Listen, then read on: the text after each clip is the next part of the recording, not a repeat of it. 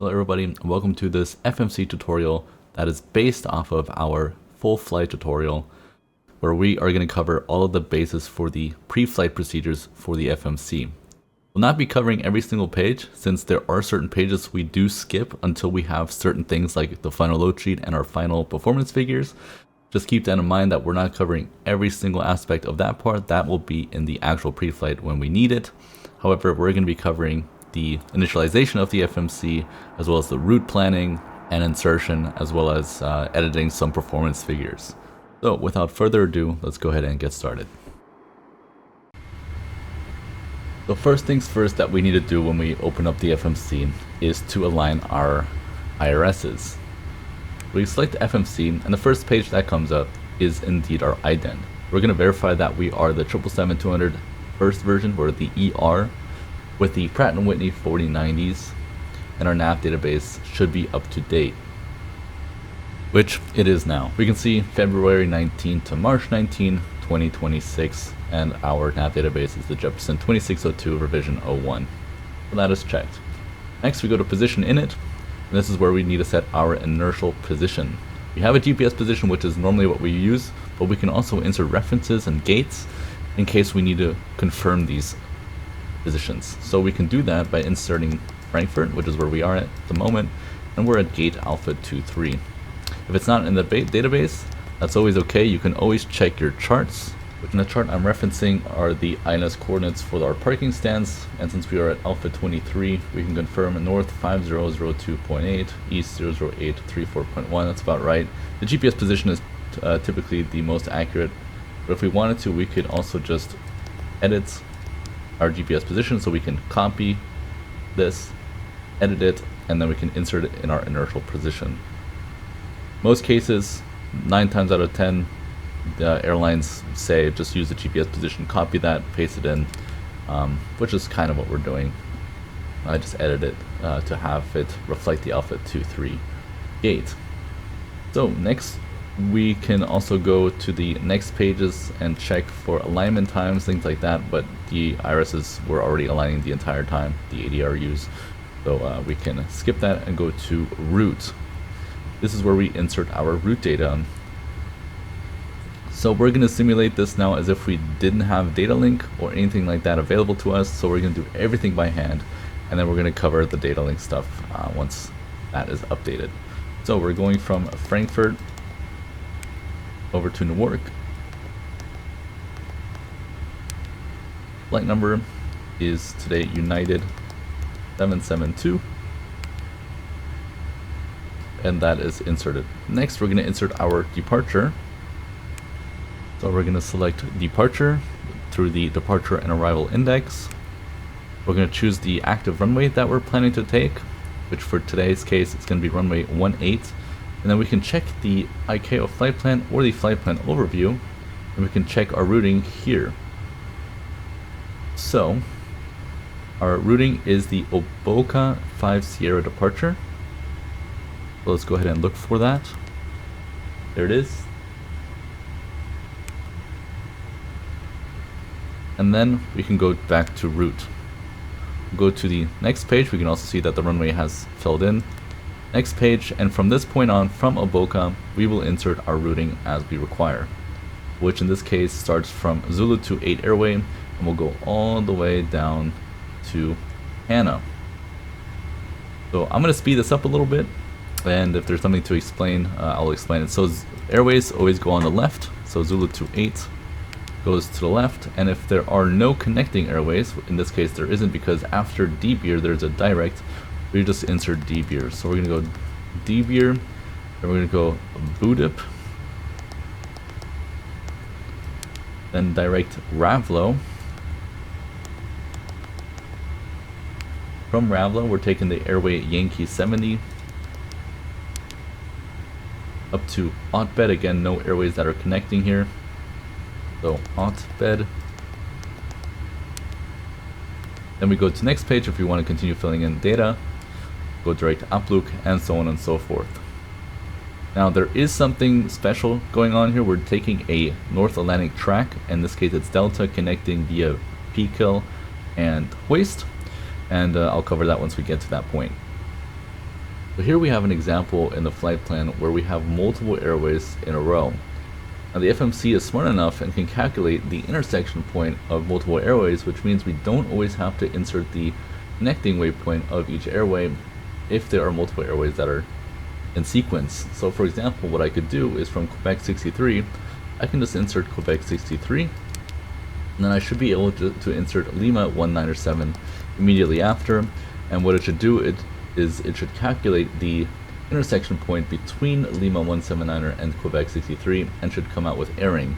Now there are scenarios just like here where that doesn't always happen, and that is also just like the real unit as well, that there can be multiple intersections and that the intersection that it calculates does not always have to match what is actually planned. We may even plan to fly further on the airway where it then continues to intersect at Lima 179 also again. So again, there can be multiple intersection points. So if that's ever the case, we're just going to delete what we've inserted here. We're also going to, we're just going to delete the airway that we've inserted. And then we're going to just insert the waypoint or the intersection manually in this case. So we're going to go airing. Then we're going to go Lima 179er. And then we're going to try again with Mike 197, which is the airway after that. And this time it has said ICTAM is our intersection, which is indeed correct, so we can continue.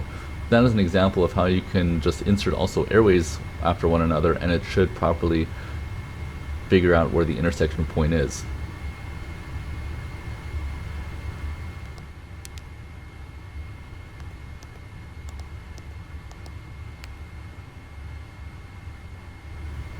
Alright, so we're now reaching our North Atlantic track, starting with Pikel or Pikel, whatever you want to call it. And then we have North Atlantic track Delta, which is something we need to check on our flight plan specifically. So we need to go to the nav log and we need to check our North Atlantic track Delta here. We go all the way up to Pikel, which is here. And then here we can see our NAT-D waypoints that are included, which is 57 north, 020 west, and so on and so forth. These waypoints, however, you can either insert them as custom waypoints, which is not how you should do them, or you insert them as their proper name. The proper name is a bit hard to explain because they can be a little bit different at times, but if you are always in doubt, you can always open the actual SimBrief OFP PDF, and it will tell you also what these names are called. I, for example, know that 57020 north is 5720 north, is what it's called. I'm going to insert that. 5930 north here. I'm going to continue.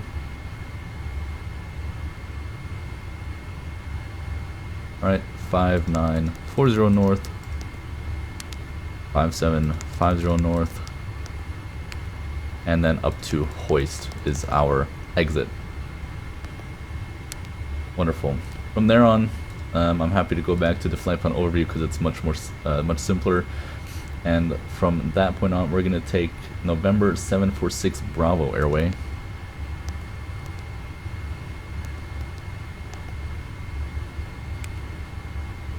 To Taffy.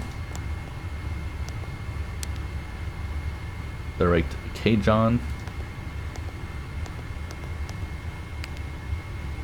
Direct Anna. Now, this is also relatively airline dependent, or even pilot dependent. Most of the stuff is also pilot dependent. The point of this tutorial is really just to get you the idea of what you need to do. Some pilots put in the route first and then they put in the departure. Some pilots put in the departure first, then the route. Some pilots put in the star already in advance that they expect. Some don't. There's a lot of variations to this, so if it's not exactly how you are used to in your airline or how you have been taught, that's probably because there are just so many different variations of doing it. Only thing is, just make sure that you don't have any discontinuities at the end and that all waypoints are inserted properly. My preferred method is always to put in the routing as per sequencing, which means the first thing we always do when we fly the airplane is we fly the SID, right? So I insert the SID first. Then I insert the routing because that's what we fly next, and then I insert the star. This is how you can also reduce the amount of discodes you create accidentally. and I think is the most effective way. The reason I also want to put in the star in my case is because it also adds to the fuel calculations that are important for me to double check even on the ground during the pre-flight, which we will do. So I like to put in the star just as a prerequisite. Doesn't mean I'm going to need to fly the star in the future, of course, I can always change it, but for me I think it makes sense to insert it now already. So I'm going to insert FLASI 4, as you can see here, via the HANA transition, and we're expecting ILS 22 left or right, I believe. The flight plan says 22 right, so I'm going to insert ILS 22 right. Now I have another possible transition which I can check with my flight plan. So I go to Navlog, I go all the way down, and I can see that my transition would technically be HOKE here, which in this case is not a transition that is listed here. So I'm going to leave this blank, go back to root, and I can confirm that it is indeed connected from HANA. It goes directly to the FLASI 4 via HANA, and then vectors to ILS runway 22 right with the missed approach Tacoma. Once I've checked all of my points, and I'm happy with all the points, I can activate the route and execute. The next step that we're going to go ahead and do is we're going to go to the performance initialization page. And normally at this case, in this part of the flight where we're still boarding, we're still loading cargo, and we haven't received our final load sheet, all we're doing here is inserting preliminary figures based off of our OFP. So we can go back to our briefing, go to weights, and these are the weights we're going to insert and use as a prerequisite. So we're going to start from left to right, or we're going to go left to right, and we're going to insert our zero fuel weight first. We're estimating a zero fuel weight of 383.9 tons. Is that correct? That it's possible? Yes, that is correct. So 383.9 is what I'm going to insert here as a prerequisite. Now, technically speaking, what I like to do is I like to keep the reserve fuel blank, as for me a reminder that the final load sheet has not come in yet, and this is for me like an indicator that once the final load sheet comes, I need to review every single piece of data. However, currently it is simulated where this data is required in order to get fuel calculations, so we're going to go ahead and do that. And we're going to go to fuel, and we can check our final reserve plus our alternate is 14.4. I'm going to round this up to 14.5 because there could be some rounding issues, and we're going to insert that as well.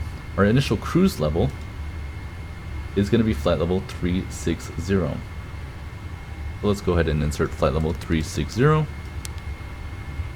Our cost index is expected to be 160. Now, the minimum fuel temp is something that we have earlier requested when we requested fuel. If you guys remember, in fact we can go back to it. If we go to airplane, we go to loading services, we said we request a fuel sample test. Once we get that fuel sample test through CPDLC, it will tell us what our minimum fuel temperature is going to be, and we typically add 3 degrees on top of that. For Jet A1, it is typically, the freezing point is typically minus 47, so plus 4 degrees would be minus 44. So you would typically insert minus 44 in here and leave it as is. For now, we're going to keep it at minus 37 because we don't have that final figure yet, and we'll keep it as is. A standard cruise CG is dependent on the airplane type that you are flying, and it can also be company dependent. For the 777-200ER and the 300, not the 300ER, the 300, it is typically standard to put 30%, sorry. We're going to do that. For the 200LR and the 200F, so freighter, that would be 20% usually. And for the 777-300ER, that would typically be around 17.5%, which you can insert here. Our step size today is as you desire or as you require. There's ICAO, there's RVSM, there's the different step altitude, so 2,000, 4,000, 1,000 you can insert here. We're going to go with 0 because we're planning our step altitudes differently today. And that's exactly the next step we're going to be taking. So in order to insert our step altitudes, because we have point-based step altitudes, which is usually the case, we can check our flight plan overview again, and we can see that our initial climb is F360, so flight level 360. And if we go along the route, we can eventually see at Pico, so just before entering our North Atlantic track, we are expected to step climb to flight level 380. Then blah blah blah, going on. At hoist, we're expected to climb to flight level 380. And we go on, and at taffy, we're expected to climb to flight level 400, and that's it. So let's go ahead and plan those. We're going to go to the legs page, and we're going to go to the point at which our first step altitude is expected to be, which in this case is Pico or Pico or whatever you want to call it. So we're going to go to that waypoint. There it is. And what we're going to do is we're just going to insert flight level 380 plus S for step, and we're going to insert that as a restriction, just like so. Next, we're going to go to hoist. That's our next step altitude, and interestingly enough, the step altitude is actually the same, so we don't actually have to do anything here, but our next climb is at taffy, which is here, and that's going to be 400 step. Boom. Insert, and then we can execute. And now we have inserted our step altitudes, and the flight plan will calculate accordingly. The next thing we would do in our legs page is insert wind data. Now, especially on such long runways, such long routes, it is the most efficient and the usual case that you would have wind data uplinks, which we would do at this point. But what if this is not possible and we need to insert our winds manually? So the way I go about it, and typically you can also do this with wind uplinks. If you have a wind uplink, you can still manipulate these values, request a new uplink, and it will then base its wind data off of what you've inserted. So what do I mean by that? Well, I know that I'm going to be cruising at flight level 360, at flight level 380, and at flight level 400.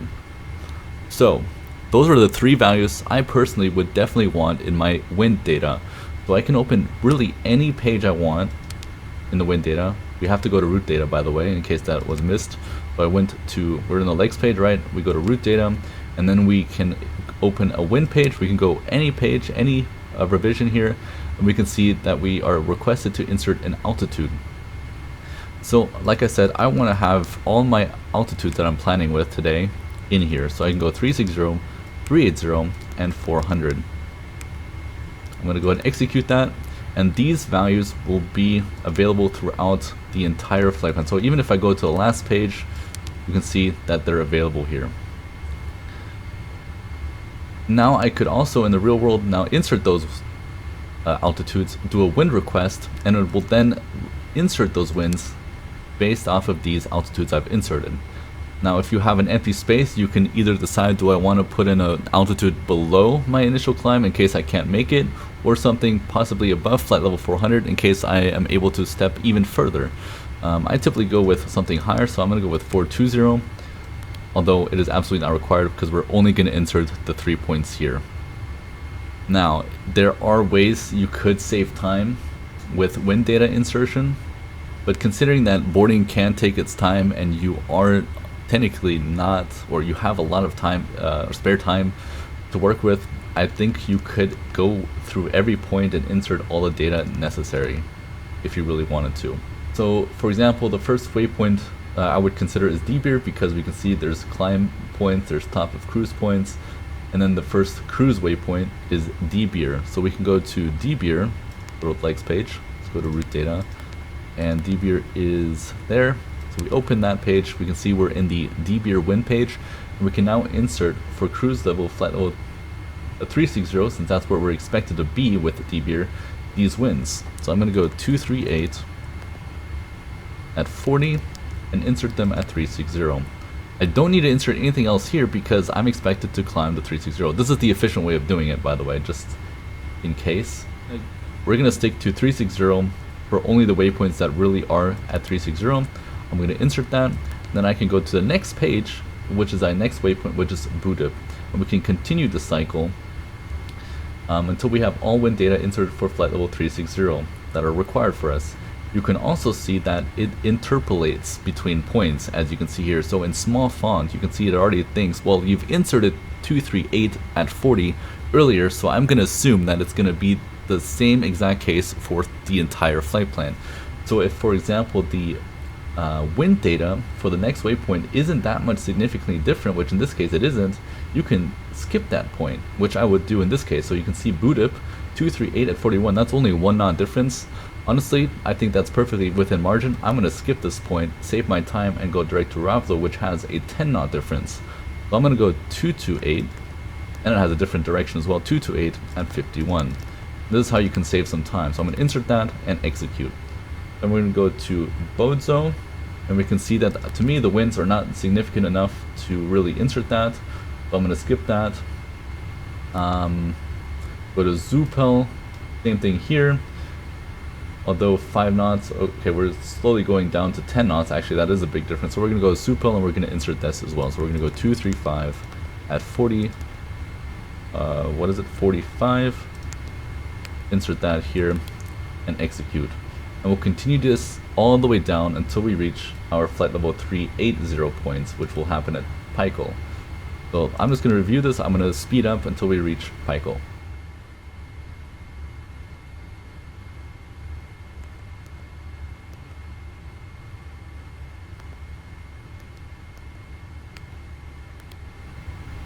Alright, and now we are at Pikel, which means we're now going to start inserting flight level 380 stuff because we expect to climb to flight level 380 at Pikel. Now, of course, we're not going to be reaching Pikel or 380 at Pikel, but we're going to go ahead and start with 380 anyways. I'm going to go ahead and insert 259er at 66 at here. And again, if we go to the next point, you can see it also interpolates and assumes that the winds that I previously entered are going to be valid for the next waypoints as well. So now we're going to go to 5720 north, and we're going to insert our flight level 380 points.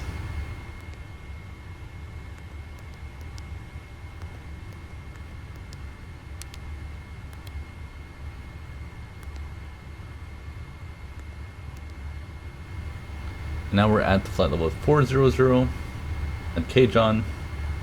We're going to go 279er at 86 for flight level 400.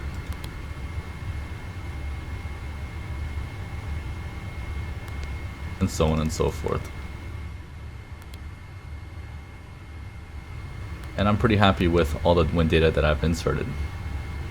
So you can see you don't necessarily have to insert everything, just the points that are important, the flight levels that are important, and that's really all I would recommend doing to save as much time, and it is perfectly sufficient as well for fuel calculations. Alright, so that pretty much concludes the most important parts of getting all of the correct data in. At this point, we're just going to do, what I like to do is I'd like to do a scan or a flow from top to bottom, left to right.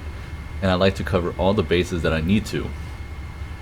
Since we already did init ref, we did route, we did departure arrivals, we could check alternates and insert alternates there. As of recording, this system is not yet implemented, and so my next point would be VNAV.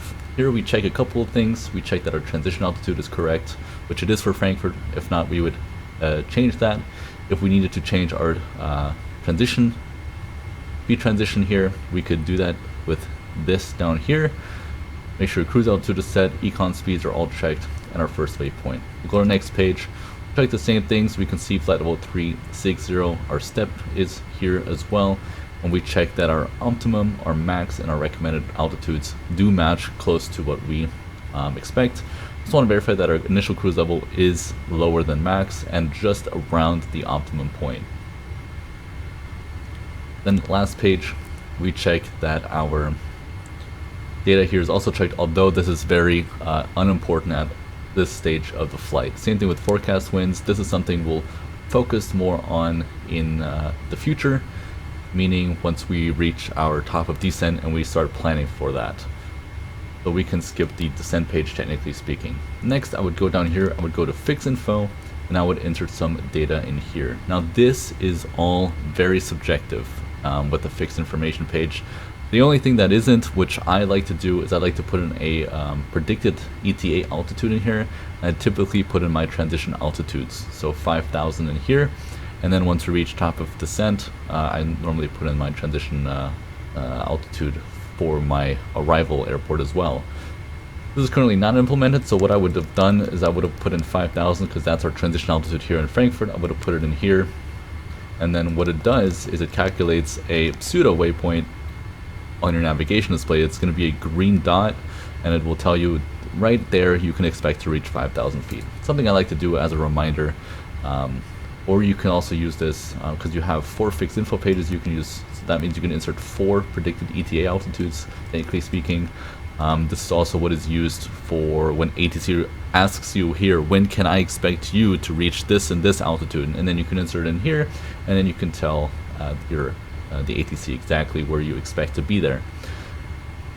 But what I'd like to use fixed info for is typically for the engine out procedure to help me out, or if the departure is rather complex and has some specific turns or radii that I need to worry about, I like to insert them as well. In this case, we're doing a very, very simple RNAV departure, which I don't really require too much info for. We can see if there's anything that could potentially be of use for us. If we go to terminal charts, we go to the Oboka 5 Sierra departure. You can see here, it really is super simple. There's nothing that really says here you need to worry about a DME or a radial. So that means I could really skip this and put in my engine out procedure if I wanted to. Typically, you could go for runway heading. So you could insert in the FlightFactor. What you can do, which is a little feature for us, is you can insert your airport, the runway, and it will insert that in here as well. And then you have a fixed info point for that runway. So that's what you can do. In the unit that I'm used to, this is not possible, but that could be software dependent, just as an FYI. So you can insert your runway, that's what I would do. Otherwise, if this wasn't possible, what I would typically do is I would go to my, I would try to find the ILS for this airport, for this runway. I would insert the identifier of that runway ILS and use that as my reference. But of course, runway 18 does not have an ILS, so that's not going to be possible. So we're going to stick with this. We're going to cheat a little bit. And our bearing out of runway 18 is technically 176. And I want to check the airport. And I want to see what kind of track this is. So it is 176. So I'm going to set 176 as my engine out track. And I want to put in 25 miles because that's what is typical for Frankfurt. So 176 to 25 miles, and you can see it draws the green line for the 176 that I've inserted. And if we zoom out a little bit, we should also see the radius ring of 25 miles. What I can also do is that if I have actual points in here, I could also just copy this and make a waypoint out of this. Now this is not going to work because 18 is not an actual waypoint that exists. So if I were to do this and I were to insert this, it would say not in database. But what I would want to do is I would clear this and I would insert a waypoint. So we're now creating a pilot based waypoint. So a point bearing distance is what it's called, because we're going to use a point, which is going to be Frankfurt runway 18. Then we're going to use a bearing, which is 176, and then we're going to use a distance of 25 miles. This is a point, bearing, and distance. And so if we look at the navigation display, you can also see the point is now displayed here, and it's called 18-2. If I copy this, you can see it also copies this data as well, because it knows it's a PBD. So wonderful. So I've used the fixed info page as I desired to use it. And then we're going to continue. Legs we've done. Hold, there's nothing we need to do in holds. And FMC com would be the next one, which is also inoperative as of recording, which will be in a future video when we cover data link features. So the next logical step is progress page, and there's a couple things we need to check here. One thing that is optional that I like to check as well is the top of cruise distance. If that looks absurdly long, like 200 miles or so or more, then I would double check to see, okay, is my cruise level really accurate and really plausible? At least my initial climb. But I think 138 is very good. The two important things we need to check though is we need to go to the briefing, we're going to go to the flight plan overview, and we need to check our distance to go. And this is our ground distance. So we have 3540. And this is the reason why I personally also like to insert my star and my ILS runway for the approach is because this is all factored into my distance, including my ground distance that is here. So 3540, and our OFP says 3546, which is perfectly within margin. And so that means that the routing that I've done is actually perfectly accurate, and there are no miscellaneous items in there that just don't make sense. And then the second thing we check is our final fuel. Now, with all the wind data that we've inserted, with all the step altitudes that we've inserted, and all that good stuff, it should all take this into consideration and calculate a proper fuel that we should expect to reach Newark at. So we're going to go to fuel, and we can check this. Actually, not fuel, sorry. We need to go to the nav log. We're going to go to the bottom page, and we can check to see how much fuel it calculates for us to have. And it says 27 tons. This says 23.8. Now, there could be some discrepancies. Just keep in mind, of course, SimBrief and what the flight simulator does can be different. So I would excuse this in my case, because I know the flight simulator is a little bit different, as well as the calculation can be a little bit different in the FMC versus what the OFP says. But generally speaking, in real life, these values should be very, very, very close. They don't have to be perfect, but they should be very close. And ideally, this value here should be higher than what the OFP calculates. Ideally, if that's the case, then I would be super happy with this. With this, I definitely need to monitor our fuel during the flight and verify that we can reach Newark without any issues. Also, keep in mind we did load in about 1,500 or 1,500 pounds more of fuel earlier.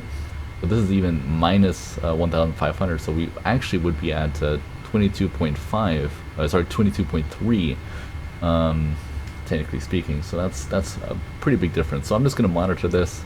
And then the last thing for me, at least when it comes to the flow, is the NavRad. Do we require any VORs, any ADFs for this departure? And this is something you could also check with your charts again. So we're going to go back into the departure page, and if there was any kind of references, or if there were any kind of references of any VORs or ADFs that were required, you could use them, and you can also check that down here. But there isn't. This is a complete RNAV departure, which means we don't need to do anything here, and we can leave it as is. And that would technically complete this segment. However, there's one last thing that you can do as well, and that is typically going to, I'm not sure why it's saying execute, just execute that. I'm not sure why that is, but that is planning our route 2. Well, the way we would do that is we do a route copy. Typically speaking, it would also tell you that you just copied this, and then we can go to route 2. And what I do with route 2, and a lot of companies do as well, is insert our our engine out procedure. Kind of like our fixed info. Our fixed info is there for the visual reference. Route 2 will actually let us fly that route. So we're going to copy Frankfurt and put it in our destination for route 2. Alright. And then what I'm going to do is I'm going to go to departure and arrivals. For route 2, you can see we now have route 2 options. I'm going to go to arrival for route 2. And I'm going to insert the return runway that I expect, which is ILS 25 left. No transition, no star, just the ILS 25 left. Now I'm going to go back to route. I can go to next page. And typically what I also like to do is go to legs page, actually, go to the last page. And I can see that this is where my approach starts. I copy that, and I insert this right here, so that I shorten the route for route 2. So now I only have the approach and one waypoint left. The waypoint I typically put in is my engine out waypoint. So I put in my 167 at 25. I insert it up here. There we go. And then I like to put in a hold for that point as well. Now we have a hold, and which means that our route 2 now consists of our engine out procedure. So if we go to 10 miles and plan mode, we can see that our route is based off of the hold point of runway 18 right. And then once we are being vectored to the approach, we have the approach for runway 25 left in here. And that is basically what I do with route 2, is my engine out procedure. And every company does it a little bit differently, potentially even the pilots do it differently. Once that is done, I make sure I'm back at route 1, and I put myself on the performance page. The reason why I do this is because for thrust limit and for, now this is also airline dependent and also data link dependent, is sometimes these data points get inserted prematurely as well, or in advance, or get uplinked in advance. Something I don't typically do, simply because, unless it's, you know, part of the uplink, that's just how it is. Something I don't typically do because I don't have my final figures yet. And I also, not only do I like to use my alternate reserve normally as my reminder that I don't have a final load sheet anymore, I also like to use my no v-speed flag as that reminder as well. So if I have no v-speeds in here, then I know, okay, my performance figures still need to be done, which means I still don't have my final load sheet, and so on and so forth, if that makes sense. And so I typically stay at this page as a reminder that these values are only preliminary, they're not the actual data points, and so I can come back to it once we get our final load sheet and update these values. And that is pretty much what I do in the pre-flight procedures for the FMC, even a little detailed, going through everything, almost pretty much everything we can go through, which is currently implemented. So that is the end of the pre-flight FMC procedures. We do have plans to make a second video also covering all of these items, but with data link implemented, which should hopefully shorten up the pre-flight time as well. We do hope you enjoyed this video. At this point of the video, and I'll also put a timestamp or a link to the video, you can go back to the pre-flight procedures of the tutorial and continue doing your pre-flight there. This video is not supposed to be a technical video, not going over all the features of the FMC. That'll also be a separate video in the future. This is really just meant to showcase what a normal pre-flight of the FMC looks like. Everything else that is beyond the pre-flight, for example, receiving the final load sheet, doing things in flight, doing things before the top of descent or during the approach, things like that, will all be covered in the tutorials themselves. So with that said, we do hope you enjoyed this tutorial. If you have any comments, questions, or concerns, feel free to let us know, preferably over our Discord channel, which you can join us as well. The link is in the description. And if you have any technical issues, please contact us via the ticket support system that we have, also link in the description. With all of that said, I do hope to see you guys in the continuation of the pre-flight video, which again will be in the link as well. So, see you there.